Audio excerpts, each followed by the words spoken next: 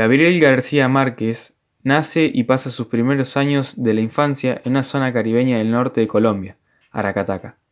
El 17 de abril del 2014 fallece en la Ciudad de México. Con respecto a sus trabajos, sus primeros artículos se publican en El Espectador y en El Heraldo y pasa a integrar el conocido como Grupo de Barranquilla, de cuya mano conoce la obra de los autores que más adelante le influenciarán como Faulkner, Virginia Woolf, Hemingway y Kafka, entre otros. Su primera obra, La hojarasca, se publica en el 55.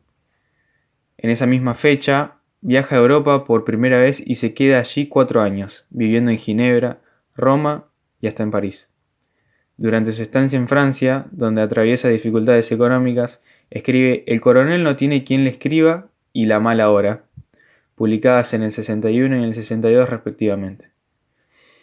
Unos años después, en la segunda mitad del siglo XX, suscitó el concepto de realismo mágico, donde en el 67 publica la que pronto se convierte en su obra más conocida,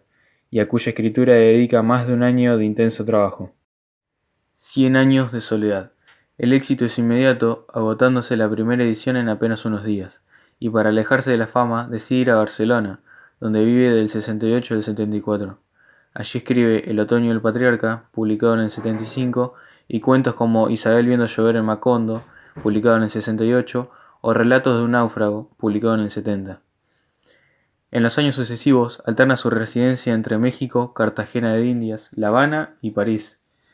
En el 82 recibe el Premio Nobel de Literatura y más adelante escribe El amor en los tiempos de cólera, publicado en el 85, El general en su laberinto, publicado en el 89, y 12 cuentos peregrinos, publicado en el 92. En la obra a continuación se nos presenta a nuestra joven protagonista, Heréndira, una joven de tan solo 14 años recién cumplidos, la cual convive en una mansión del desierto con su abuela, la respectiva dueña del lugar, acatando así todas sus peticiones con la simple respuesta de sí, abuela. Luego de una breve presentación del contexto, se nos da a conocer el porqué el título de la obra es La triste e increíble historia de la cándida Heréndira, ya que, debido a las incontables tareas que la abuela le asignaba a Heréndira, ya sea cuidar de ella o ser su sirvienta, Heréndira se ve afectada por el cansancio hasta el punto de que no puede resistir y se queda dormida caminando con un candelabro encendido que para su desgracia esto ocasiona que la mansión se vea envuelta en llamas mientras la abuela se encuentra durmiendo. Y aquí comienza el porqué de la segunda parte del título de la obra. La triste e increíble historia de la cándida Heréndira y su abuela desalmada, ya que en base a lo ocurrido, la abuela de Heréndira decide que la niña deberá saldar su deuda de una forma u otra, por lo que decide vender el cuerpo de su nieta a los hombres más ordinarios del pueblo, manchando así la pobre e inocente imagen de una niña de 14 años envuelta en un ambiente literario por el cual no debería ser relacionada. Pasado esto, luego de que la abuela de Heréndira pueda ahorrar la suficiente cantidad de dinero para conseguir un transporte, decide que Heréndira deberá viajar de ciudad en ciudad en su compañía para poder trabajar y así explotarla sexualmente para poder saldar una deuda la cual no podrá.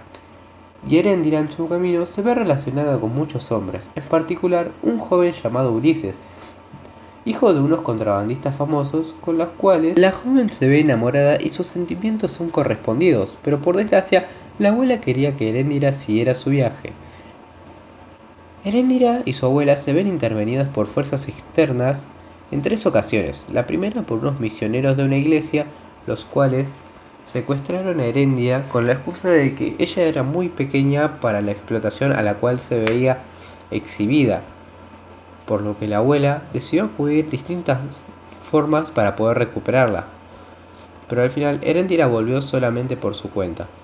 En la segunda, Ulises regresa y quiere convencer a Heréndira de huir juntos, lo cual logra, pero la abuela recurre a las autoridades civiles para recuperar a su nieta. Y en la última y tercera ocasión,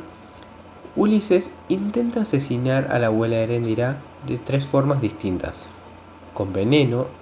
con explosivos y al final con un abrecartas. Eréndira logra escapar de las manos de su abuela